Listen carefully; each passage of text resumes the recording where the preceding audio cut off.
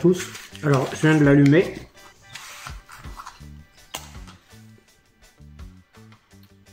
Et...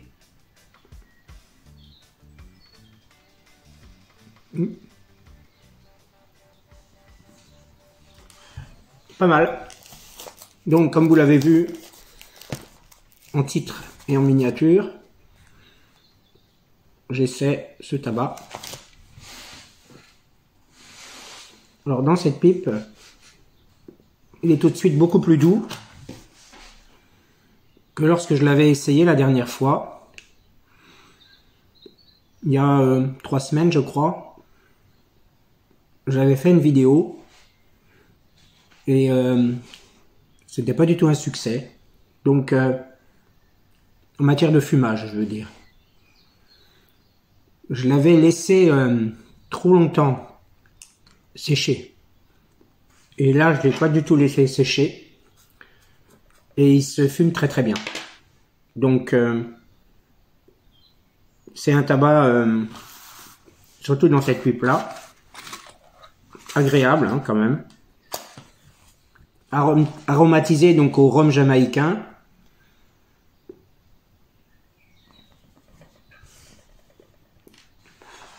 Oui. Il est doux, hein. Alors, j'aimerais bien savoir si son frère s'y ressemble un tant soit peu en matière de force de composition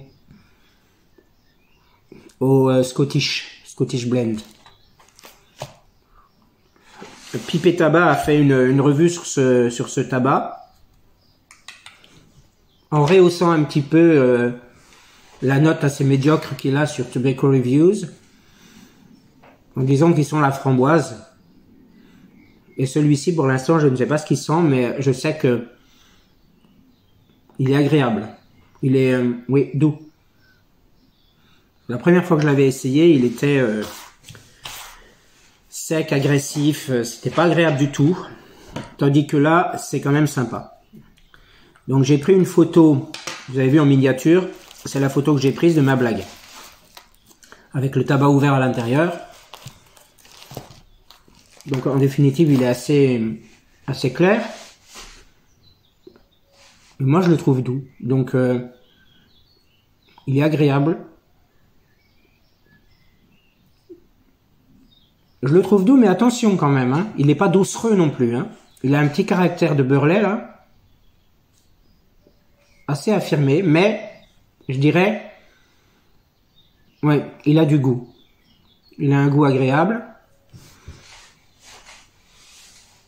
Et l'odeur qui dégage au fumage pour le fumeur, je la trouve assez sympathique. Elle a quelque chose qui lui est vraiment personnel, quelque chose de très, quand je dis personnel, propre, je veux le dire. Quelque chose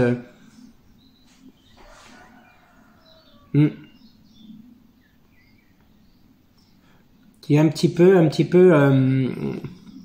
bon en bouche par rapport au dernier que j'ai essayé là. Il est affirmé aussi quand même, assez affirmé, disons.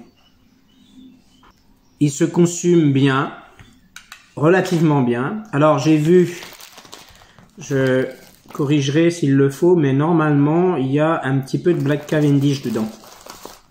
Mais en tous les cas, c'est plutôt Burley Virginie. Et bah, j'ai remarqué, mine de rien, ces tabacs-là, je les aime bien. Hein. Vous voyez le Golden Blends numéro 3, le Golden Blends numéro 1. Bon, j'en ai parlé, mais parce que je l'ai essayé, l'échantillon que j'ai reçu, j'ai essayé. J'ai pas encore travaillé la vidéo que j'ai faite dessus. Et je ne sais toujours pas si je vais la diffuser, je ne sais pas encore. Mais cela dit, ce sont des mélanges que j'aime bien.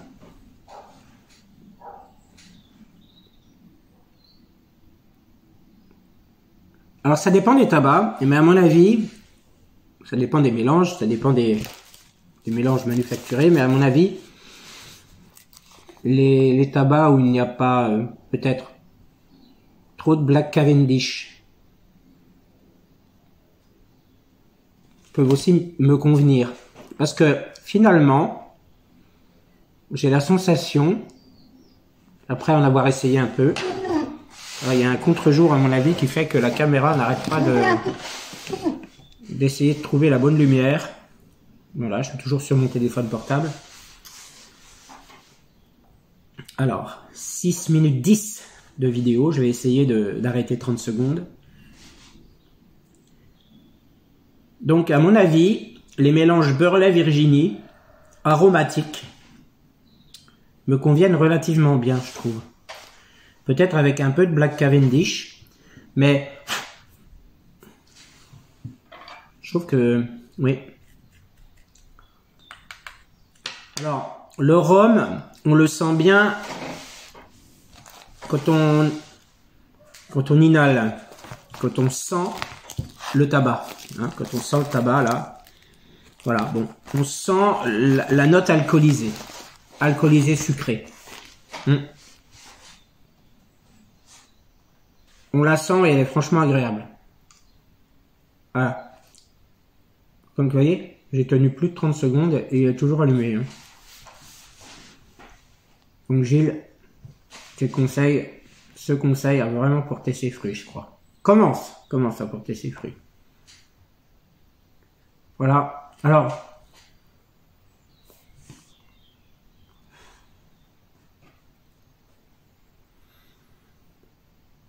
doux en bouche.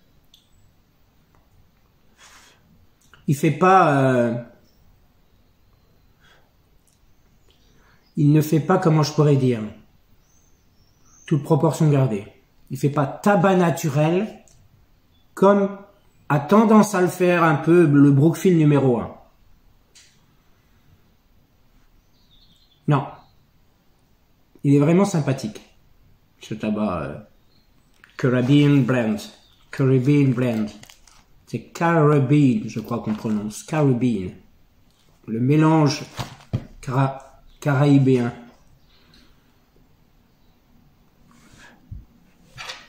Alors c'est vraiment dommage qu'en France, les représentations des tabacs prennent aussi peu de place sur la blague, quoi. C'est vraiment dommage. Parce que c'est vraiment beau. C'est vraiment joli. C'est un manque de respect pour celui qui a inventé le dessin, la vue, voilà, c'est vraiment dommage qu'on en soit arrivé là en France, quoi. C'est un éternel truc, on n'y peut rien. Donc, vraiment un tabac agréable. Voilà, un petit peu... il n'y a pas de tongue bite. Aucun. Non, même au niveau de la fumée, l'agresse pas. Il n'y a pas d'agression en bouche.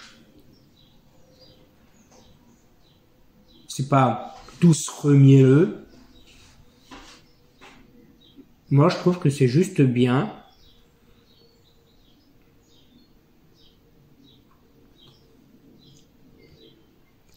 Avec un goût super doux, super discret. On sent le sucre.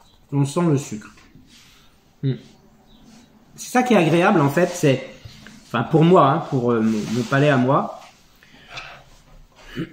c'est que, en fait, on sent du tabac avec un petit peu de sucre. J'ai l'impression que ça adoucit un petit peu le goût du tabac.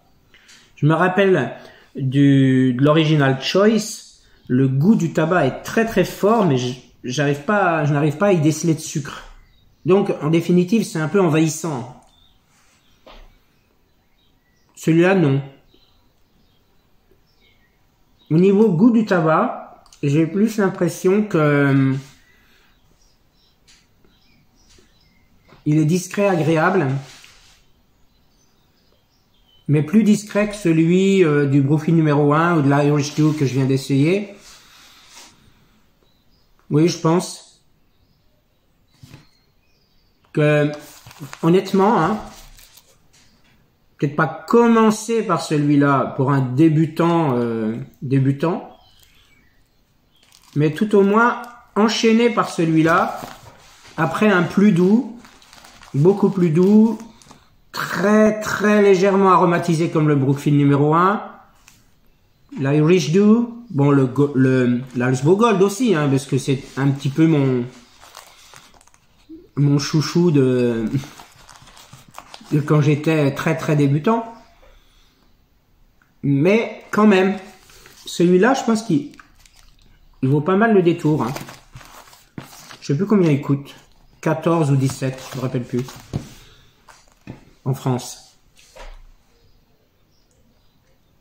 Donc agréable. Alors la pipe chauffe un petit peu, peut-être un peu trop. Je vais faire attention. Bon, vous commencez à connaître un peu mes pipes, hein, j'en ai plus à 36. Hein. La Vowan Polo, hein, qu'on m'avait vendu les tout débuts, même avant que je crée ma chaîne. Je l'ai présenté dans ma première vidéo de la chaîne.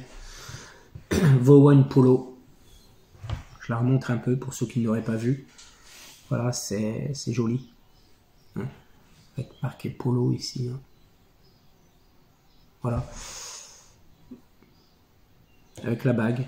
Donc filtre 9 mm, tout neuf.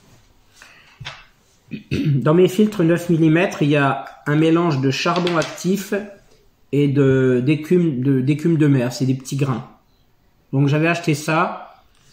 C'est une marque. Ah oui, tiens, je vais en profiter pour montrer simplement. J'avais acheté une boîte. C'est pas plus cher. Hein. C'est la marque d'un hypermarché à côté de chez moi. J'ai rangé pas mal de matériel dedans en fait. Donc les filtres, mes allumettes, mes nettoie-pipes. Là j'ai fait de l'alcool lors de mes entretiens. Toujours ce petit truc là pour mes entretiens courants. Et les filtres. Donc j'avais montré je crois ça. Voilà. Donc c'est bien marqué dessus hein, en allemand. Donc c'est bien marqué écume de mer. Hein, Meerschaum, Active Charcoal. Donc c'est, qu'est-ce que c'est, comment ça s'appelle cette marque déjà? C'est la marque à l'éléphant. Bon. Alors également, ce que j'ai pas montré, j'en profite. J'ai fait j'ai oublié de dire que j'ai fait même pas une demi-pipe avec le tabac. Parce que je voulais pas faire une revue trop... Je voulais fumer un petit peu et pas faire une revue trop longue. Alors ce qui est bien, c'est que j'ai la pipe à la bouche, mais les cendres ne volent pas avec celui-là. Ou alors c'est parce que je l'ai pas du tout rempli. Alors voilà. J'ai acheté... Je pense que je me suis pris un petit peu trop vite. J'ai acheté de la cire d'abeille et de la cire de carnauba. Il paraît que c'est un peu la même chose. Mais ce qu'il y a, pourquoi je me suis mal pris, parce que il y en a une très petite quantité. Oula. Et j'ai appris après coup que pour avoir une certaine quantité de cire liquide, il faut une grosse quantité de cire solide. Donc je vais essayer de voir comment je peux faire pour la travailler, parce que j'avais envie de faire quelque chose par moi-même, de pas acheter quelque chose de tout fait pour prendre soin donc du bois de mes pipes lors d'un entretien relativement avancé. Pour les pipes que je souhaite rénover. Vous savez, celle que j'ai présentée dans ma vidéo d'ouverture de colis de 3 pipes que j'ai reçues par un monsieur du Bon Coin. J'ai également pris... Alors, bon, sur un site comme Amazon, c'est pas évident de trouver quelque chose à la pièce. À côté de chez moi, j'ai pas forcément quelque chose d'intéressant à trouver à la pièce. Donc en définitive, j'ai pris ça. C'est du papier de verre. Je m'en servirai pas beaucoup de tous, en tous les cas, parce que ça va du grain 120 au grain 3000. Après les vidéos que j'ai vues pour entretenir des pipes, on n'a pas besoin de tout ça et de loin. Et puis également de la laine d'acier. Donc normalement, Alors j'ai vu deux informations différentes, je vous mettrai les liens. Ça c'est pour pendant qu'on rénove en fait, c'est pour le tuyau et puis le foyer, le bois. Et ça permet aussi de mettre les cires. Donc intéressant. Sachant que pour en revenir à ça, j'avais l'intention de faire un mélange avec de l'huile végétale, alimentaire, hein, comme le tournesol par exemple. Il y en a qui préconisent l'huile d'olive. Apparemment l'huile d'olive ça risque de laisser un peu des odeurs parce que comme chacun sait c'est assez fort. Alors pour en revenir à ces filtres, donc ces filtres réunissent donc les avantages d'une écume de mer naturelle et d'un charbon actif. Donc, ils absorbent la nicotine, l'humidité et les impuretés, et il permet un fumage très plaisant. Voilà. C'est à peu près ce qu'il y a marqué en anglais là. Donc, c'est vrai que je les apprécie. Franchement, je les trouve sympas.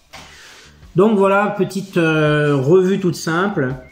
Je ferai prochainement une revue où je vais commencer vraiment à rénover les pipes que j'ai reçues.